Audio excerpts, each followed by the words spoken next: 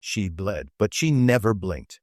The USS Hornet shuddered beneath my feet as another explosion rocked her flight deck, sending twisted metal and burning aviation fuel cascading into the Pacific. Smoke billowed from her wounded hull, but her engines still turned, her guns still fired, and her crew, my brothers, still fought with the desperate fury of men who knew they were writing history with their blood. I was Aviation Machinist, Mate First Class Tommy McKenzie, and on June 4, 1942, I watched America's newest aircraft carrier take everything the Imperial Japanese Navy could throw at her and give it back tenfold. But our story doesn't begin with battle smoke and the screaming of dive bombers. It begins 3 weeks earlier, in the humid corridors of Pearl Harbor's intelligence center, where a handful of cryptographers were about to hand Admiral Chester Nimitz the most precious gift a commander could receive: the enemy's battle plan.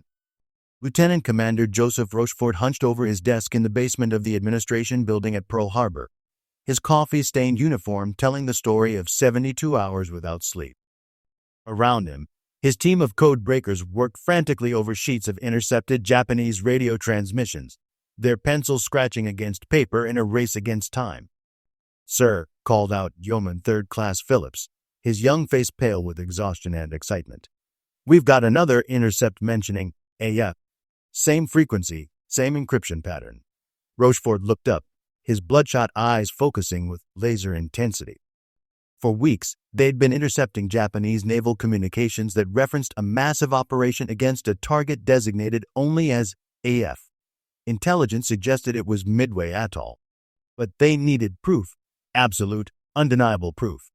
"Get me Admiral Nimitz," Rochefort ordered. "I think we're about to spring a trap." The trap was elegant in its simplicity. Rochefort had Midway's commander send an uncoded message reporting that their freshwater distillation plant had broken down. Within hours, Japanese intelligence intercepted the message and relayed it to their fleet, with one crucial detail. They reported that AF was short on fresh water. Rochefort allowed himself a thin smile as he handed the decoded intercept to Admiral Nimitz. "Admiral, they're coming to Midway. 4 aircraft carriers supporting battleships, cruisers, and destroyers. They plan to arrive June 4th at dawn." Nimitz studied the intelligence with the calm demeanor that had made him the Pacific Fleet's greatest asset. "How certain are you, Joe?" "As certain as I've ever been about anything in my life, sir. Admiral Yamamoto is betting everything on this operation. He thinks he's going to finish what he started at Pearl Harbor. Then we'd better make sure he's wrong." Nimitz turned to his staff. "Gentlemen, we have 4 days to prepare the most important ambush in naval history." Aboard the USS Hornet, Captain Mark Mitcher called his senior officers to the wardroom. The air was thick with cigarette smoke and tension as he spread out the charts of Midway Atoll. "Gentlemen, intelligence has given us a gift," Mitcher began, his calm voice carrying the weight of command. "We know exactly when and where the Japanese are coming. Admiral Yamamoto has committed 4 fleet carriers to this operation: Akagi, Kaga, Soryu, and Hiryu. They're bringing over 200 aircraft, and they think they're going to catch us sleeping." I stood against the bulkhead with the other senior enlisted men, listening as our captain outlined the battle plan. Task Force 16, built around the carriers Enterprise and Hornet, would rendezvous with Task Force 17 and the carrier Yorktown northeast of Midway. 3 American carriers against 4 Japanese, but we'd have the element of surprise. "The Japanese will launch their first strike against Midway at dawn," Mitcher continued. "While their planes are hitting the island, we'll launch everything we'll have at their carriers. Hit them hard, hit them fast, and sink them before they can recover their strike aircraft." Commander Stanhope Ring, our air group commander, leaned forward over the charts. "What about our torpedo squadrons, Captain?" "The TBD Devastators are sitting ducks against Japanese fighters." Mitcher's expression hardened. "They'll have to take their chances. Every torpedo that reaches those carriers increases our odds of victory. And gentlemen, let me be clear, victory is not just preferred, it's essential. If we lose this battle, the Japanese will control the Central Pacific. They'll threaten Hawaii, maybe even the West Coast." That night, I made my rounds through the ship, checking on the aircraft tied down on our flight deck. The Hornet carried Torpedo Squadron 8, VT-8, equipped with 15 Douglas TBD Devastator torpedo bombers. These planes were already obsolete when the war started, slow and clumsy compared to the Japanese Zero fighters they'd face in battle. I found Ensign George Gay, one of our youngest torpedo pilots, sitting on his Devastator's wing, staring out at the dark Pacific. At 24, Gay was typical of the young aviators who'd volunteered to fly these death traps into combat. "Can't sleep either?" I asked, climbing up beside him. Gay shook his head. "Keep thinking about tomorrow. These old birds don't stand much of a chance against Zeros." "Do they, Chief?" I lit a cigarette, the match flare briefly illuminating our faces in the darkness. "Son, I've been working on aircraft since before you learned to drive. These Devastators might be old, but they're tough. More importantly, the men flying them are the best pilots in the world. You hit those carriers with your fish, and the Japs won't have any flight decks left to land their planes on. What about the Japanese pilots?" "I heard they're pretty good." I took a long drag from my cigarette, thinking about the intelligence briefings we'd received. "They are good. Maybe the best-trained pilots in the world right now. But they've got one weakness. They think they're invincible.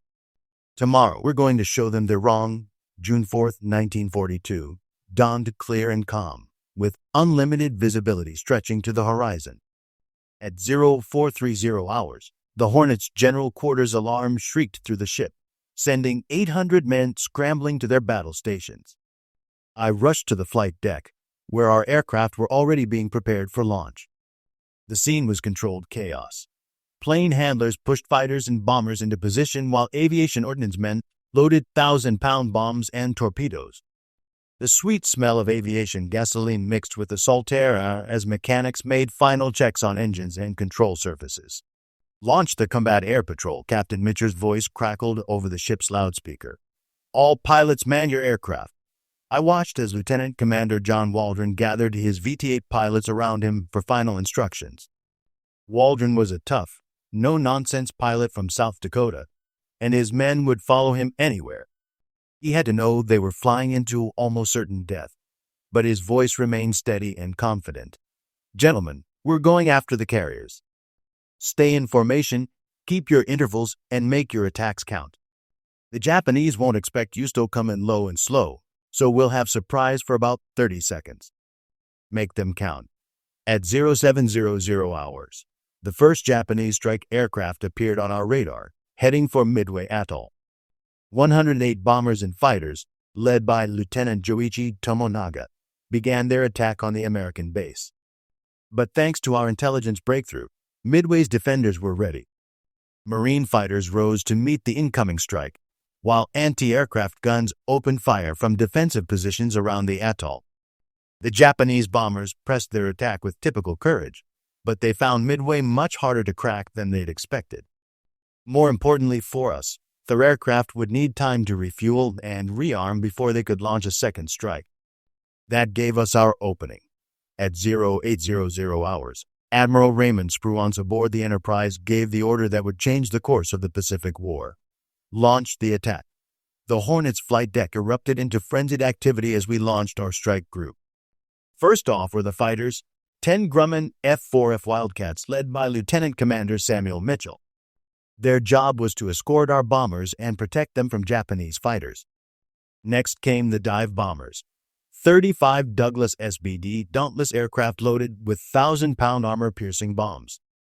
These were our ship killers, designed to penetrate carrier flight decks and explode in the hangars below. Finally, Torpedo Squadron 8 rolled into position. I personally helped arm Ensign Gay's torpedo, a Mark 13 that weighed over a ton and packed enough explosive power to break a carrier's back, if it hit its target and exploded properly. "See you when you get back, son," I told Gay as he climbed into his cockpit. "Count on it, Chief," he replied with a grin that didn't quite hide his nervousness. At 0815 hours, Commander Ring led 59 aircraft off the Hornet's deck, the largest strike group we'd ever launched. I watched them disappear into the morning sky, knowing that many of those young men would never return. What happened next became one of the most controversial episodes of the Battle of Midway. Ring, leading the dive bombers and fighters, turned northwest toward the last reported position of the Japanese fleet. But Lieutenant Commander Waldron, leading VT-8, broke away from the formation and headed southwest. directly toward where he believed the enemy carriers would be. Waldron was right. Ring was wrong. While Ring's fighters and dive bombers searched empty ocean, VT-8 found the Japanese mobile force at 0918 hours. 4 aircraft carriers, Akagi, Kaga, Soryu, and Hiryu, steamed in formation, surrounded by battleships, cruisers, and destroyers. It was the most powerful naval force Japan had ever assembled, and Waldron's 15 obsolete torpedo bombers were attacking it alone. I didn't witness what happened next, but I heard about it from the only survivor, Ensign George Gay, the young pilot I talked to the night before. Somehow lived through what military historians would later call one of the most courageous attacks in naval aviation history. Waldron led his squadron in a low-level approach, skimming just above the wave tops at 200 miles per hour. The Japanese carriers immediately launched every available Zero fighter, and the sky filled with the chatter of machine guns and the smoke of burning aircraft. The Devastators never had a chance. Too slowed to outrun the Zeros, too lightly armed to fight them, and carrying torpedoes that often failed to explode even when they hit their targets, VT-8 was systematically destroyed. One by one, the torpedo bombers burst into flames and crashed into the Pacific. Waldron's aircraft was among the first shot down. Gay watched his squadron commander's plane trail smoke and fire as it hit the water. Then Gay's own gunner, radio man First Class Robert Huntington, slumped forward with blood streaming from multiple wounds. Gay pressed on alone, boring in toward the carrier Soryu with a Zero on his tail and his aircraft riddled with bullets. At the last moment, he dropped his torpedo and pulled up sharply, only to have his Devastator's engine fail. The plane hit the water hard, killing Huntington instantly and throwing Gay clear of the wreckage. For the next 30 hours, Gay floated in the Pacific under a seat cushion, watching the battle unfold around him. He was the sole survivor of Torpedo Squadron 8. Back aboard the Hornet, we waited for word from our strike group. Radio silence was standard procedure to avoid detection, but the lack of communication ate at everyone's nerves. Captain Mitcher paced the bridge while I helped prepare aircraft for a second strike. At 10:30 hours, our radar operators picked up incoming aircraft. Bogies bearing 320 degrees, distance 40 miles. The talker announced over the ship's communication system. I looked up from the torpedo I was helping to arm and saw black dots on the horizon, growing larger by the second. The Japanese had found us. All hands man your battle stations. Captain Mitcher's voice echoed across the ship. This is not a drill. The incoming strike consisted of 18 Arichi D-3A dive bombers and 6 Nekojima B-5N torpedo bombers, escorted by 12 Zero fighters. They were from the carrier Hiryu, the only Japanese flat-top that had escaped our morning attack intact. Our combat air patrol rose to meet them, 8 Wildcat fighters flown by some of the best pilots in the Navy. But 18 against 36 was impossible odds, even for Americans. I watched from the flight deck as the dogfight developed overhead. The Wildcats tore into the Japanese formation with desperate fury, shooting down several bombers before the Zeros closed in. Lieutenant Stanley Rouleau's fighter exploded in a ball of orange flame. Ensign Troy Guillory's Wildcat spun out of control, trailing smoke as it crashed into the sea. But our pilots bought us precious seconds. As the surviving Japanese aircraft began their attack runs, the Hornet's anti-aircraft guns opened fire. 20mm Oerlikon cannons chattered like angry hornets, while 5-inch guns threw up a wall of flak that turned the sky black with smoke and shrapnel. The first dive bomber came down at a 70-degree angle, its fixed landing gear giving it the appearance of a bird of prey. I dove behind a stack of aviation fuel drums as the 1,000-pound bomb screamed toward the flight deck. The explosion lifted me off my feet and slammed me against a bulkhead. My ears rang and my vision blurred, but I could see flames spreading across the wooden deck planks. 2 more bombers followed, their bombs punching through the flight deck and exploding in the hangar bay below. "Fire in the hangar!" someone screamed. "Fire in the hangar!" I struggled to my feet and grabbed a fire extinguisher, rushing toward the flames that threatened to engulf our remaining aircraft. Around me, sailors fought the fires with a desperate intensity born of the knowledge that a single spark in the wrong place could turn our ship into a floating crematorium. The torpedo bombers came in next, skimming the wave tops as they approached from the port side. Our 5-inch guns tracked them, firing as fast as the crews could load and fire. One torpedo bomber exploded in a spectacular fireball, cartwheeling across the water in pieces. Another climbed sharply, and then dove straight down, its pilot dead at the controls. But 2 torpedoes found their mark. The first torpedo struck the Hornet amidships, below the waterline. The explosion sent a shudder through the entire ship, and I felt her list slightly to port as water rushed into the damaged compartments. The second torpedo hit near the stern, jamming our rudder and reducing our speed to 15 knots. Despite her wounds, the Hornet continued to fight. Damage control parties rushed to seal the flooding compartments while fire crews battled the flames spreading through the hangar bay. Captain Mitcher, his uniform scorched and his face blackened with smoke, continued to calm the ship from the bridge. Chief McKenzie, Lieutenant Morrison, our air operations officer, grabbed my arm as I helped carry wounded sailors to the sick bay. We need to get the remaining aircraft ready for launch.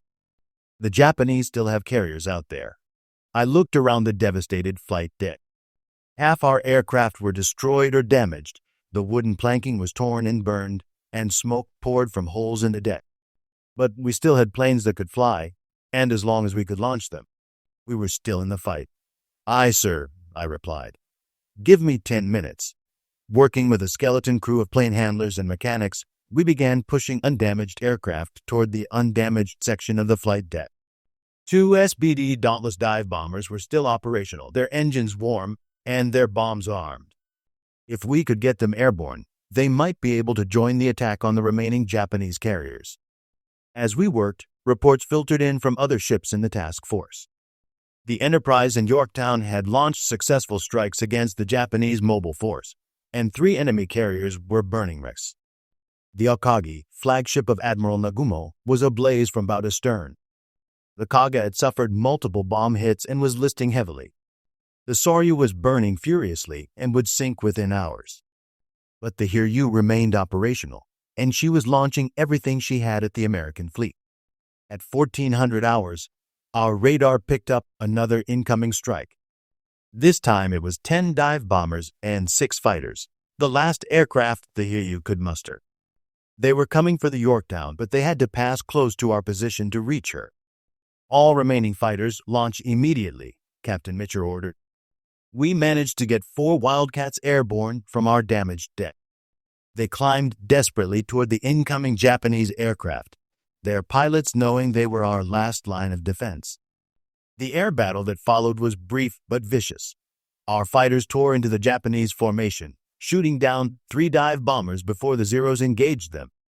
Lieutenant Richard Best's Wildcat went down in flames, but not before he sent a Zero spinning into the ocean.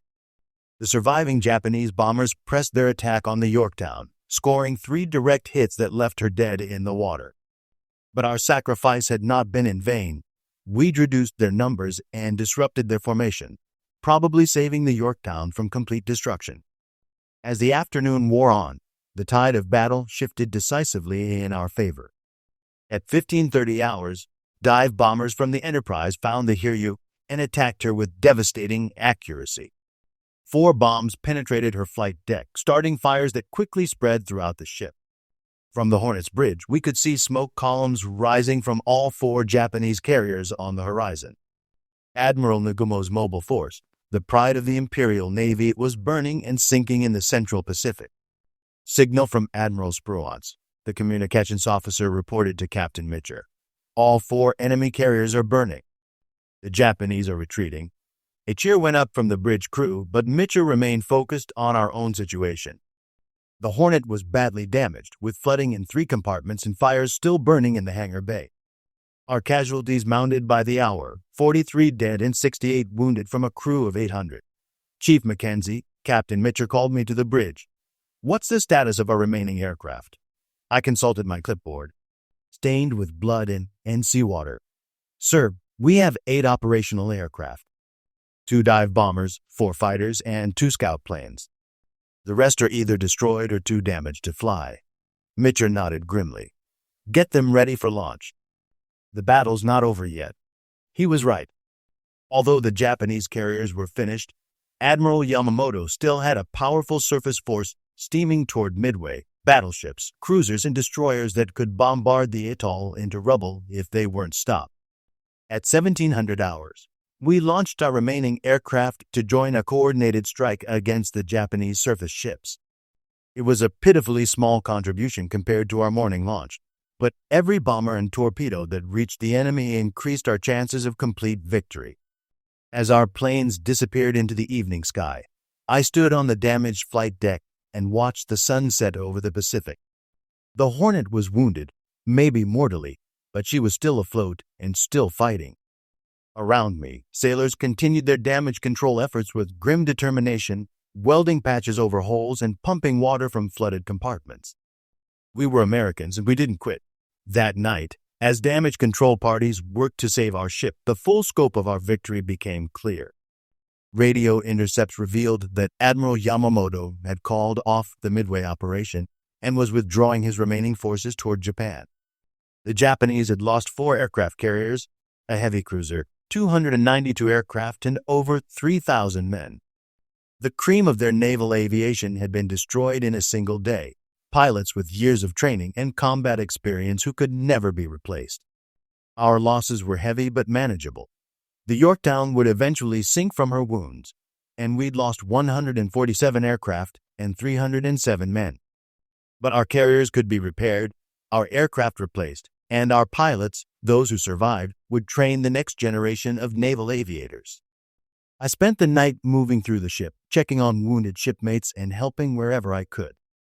In the sick bay, I found Seaman Johnson, a 19-year-old kid from Ohio who'd taken shrapnel in his legs during the afternoon attack.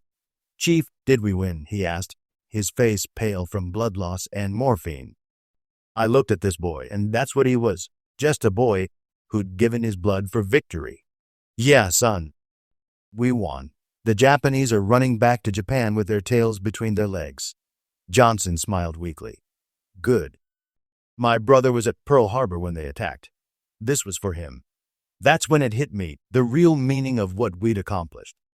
6 months after Pearl Harbor, when America seemed defeated and helpless, we'd not only stopped the Japanese advance, but handed them their first major defeat of the war. The myth of Japanese invincibility was shattered forever, but the cost. I thought about Torpedo Squadron 8. About Lieutenant Commander Waldron and 14 other brave men who'd flown into the teeth of the enemy fleet knowing they probably wouldn't return. I thought about the pilots who died defending our ship, about the sailors who'd given their lives fighting fires and flooding. Victory always comes with a price, and good men always pay it. At dawn on June 5th, the USS Hornet was still afloat, still fighting, and still American. Our damage control efforts had succeeded in stopping the flooding and containing the fires. We were hurt, but we would make it home. As I stood on the flight deck watching the sunrise, Captain Mitchell joined me. His uniform was still stained with smoke and his face showed the strain of 36 hours in combat, but his eyes held the satisfaction of a man who'd helped change history. "Hell of a thing, Chief," he said quietly. "Yes, sir. Hell of a thing. You know what this means, don't you?" Mitchell continued. "Yesterday, the Japanese thought they were going to finish us off. Today, they're running home with half their fleet at the bottom of the Pacific. The war's changed, McKenzie. From now on, we're going to be the ones advancing." He was right, of course. Midway marked the turning point of the Pacific War. From that moment forward, the initiative belonged to America. We would island hop across the Central Pacific, building bases and airfields, sinking Japanese ships, and shooting down their aircraft, until we reached the very doorstep of Japan itself. But I couldn't help thinking about the young men who wouldn't be making that journey with us. Ensign Gay was picked up by a PBY flying boat after floating in the Pacific for 30 hours, but he was the only survivor off VT-8. 15 brave men had flown into battle that morning, and only one came home. Their sacrifice wasn't in vain. By attacking the Japanese carriers when they were most vulnerable, with their flight decks crowded with aircraft being rearmed and refueled, VT-8 had drawn the Japanese fighter cover down to sea level. When our dive bombers arrived 20 minutes later, they found the enemy carriers defenseless. Lieutenant Commander Wade McCluskey, leading Enterprise dive bombers, later said that the destruction of VT-8 was the reason his attack succeeded so completely. "Those torpedo plane crews saved our bacon," he reported. "They drew off the Zeros and left the carriers naked for our dive bombers." The trip back to Pearl Harbor took 4 days, with the Hornet limping along at reduced speed while her crew worked around the clock to keep her afloat. We were escorted by destroyers whose crews stood ready to take us off if the ship went down, but she held together through sheer American stubbornness. On June 9th, we entered Pearl Harbor to a hero's welcome. The entire Pacific Fleet seemed to be lined up to greet us, sailors cheering from the decks of battleships and cruisers, Marines standing at attention on the dock, and a band playing "Anchors Aweigh" as weddied up to the pier. But the most meaningful moment came when I saw a group of women waiting on the dock. They were the wives and mothers of VT-8, holding pictures of their men and wiping tears from their eyes. They knew their loved ones weren't coming home, but they'd come to welcome the ship that had carried them into immortality. Mrs. Waldron, the squadron commander's wife, approached me as I walked down the gangplank. "Chief McKenzie, my husband mentioned you in his letters. He said you took good care of his boys." I didn't know what to say. How do you explain to a widow that her husband died in the most courageous attack in naval aviation history? How do you tell a mother that her son helped save America? "Ma'am," I finally managed, "your husband was the finest officer I ever served with. He and his men, they saved us all." She nodded, tears streaming down her face. "I know. Johnny always said that if something happened to him, it would be because he was doing his duty. He was proud to serve." That evening, I sat in a bar in Honolulu with some of the other survivors, trying to make sense of what we'd been through. The newspapers were already calling it the Battle of Midway, and reporters wanted to interview every sailor who'd been there. But we weren't interested in talking to reporters. We were thinking about the men who weren't sitting with us, about the empty bunks on the ship, about the families back home who would never see their boys again. Petty Officer Williams, who'd helped me fight the fires in the hangar bay, raised his beer glass. "To VT-8, he said simply. "To VT-8, we all echoed and drank. Now, more than 80 years later, historians still debate the details of the Battle of Midway. They argue about Admiral Spruance's decisions, about the effectiveness of our torpedo attacks, about whether the Japanese could have won if they'd done things differently. But for those of us who were there, the lesson is clear. America doesn't always win because we're stronger or better equipped. Sometimes we win because we're willing to pay the price that victory demands." The Japanese came to Midway with a superior fleet, better aircraft, and more experienced pilots. They had every reason to expect victory. What they didn't count on was the courage of men like Lieutenant Commander Waldron and the crews of VT-8, who flew obsolete aircraft into certain death because their country needed them to. They didn't count on damage control parties who fought fires and flooding while bombs exploded around them. They didn't count on anti-aircraft gunners who stayed at their posts even when enemy fighters strafed the deck. They didn't count on the determination of ordinary Americans who refused to accept defeat. The USS Hornet was repaired and returned to service, only to be sunk 4 months later at the Battle of Santa Cruz. But her sacrifice, like that of VT-8, wasn't in vain. Every Japanese aircraft she shot down, every enemy attack she disrupted, every day she kept fighting brought us closer to victory. That's the real lesson of Midway. Not that America is invincible, but that Americans are willing to pay the price of freedom. We bled, but we never blinked. We took everything the enemy could throw at us and kept fighting until they were the ones running away. The Japanese thought they had surprise on their side when they sailed toward Midway. They thought their superior training and equipment would carry the day. What they didn't realize was that America had cracked their most secret codes and laid the perfect trap. But even more importantly, they didn't understand the kind of men they were fighting. They didn't understand that Americans would rather die than surrender, that we'd sacrifice everything to protect our way of life, that we'd turn obsolete torpedo bombers into instruments of victory through sheer courage and determination. On June 4, 1942, the tide of World War II turned in the Central Pacific. The Japanese Navy, which had seemed invincible for 6 months, was revealed to be mortal after all. Their finest carriers lay at the bottom of the Pacific. Their best pilots were dead. and their advance across the Pacific was stopped forever. But for me, the real victory was simpler and more personal. It was seeing young Seaman Johnson smile when I told him we'd won. It was watching Captain Mitcher refuse to abandon his ship even when she was burning and flooding. It was remembering the courage of VT-8, flying into certain death because their country needed them to. She bled, but she never blinked. The USS Hornet, like America herself, proved that sometimes the most important battles are won not by the strongest, but by those who refuse to quit fighting. That's the legacy of Midway, and that's the legacy of every American who served in the Pacific. We didn't just defeat the Japanese Navy that day. We proved to the world that democracy, for all its flaws, breeds a kind of courage that tyranny can never match. The war would go on for 3 more years, with more battles, more sacrifices, and more young men who would never come home. But after Midway, we knew we were going to win. Not because victory was easy, but because we were Americans, and Americans don't quit. Not then. Not ever.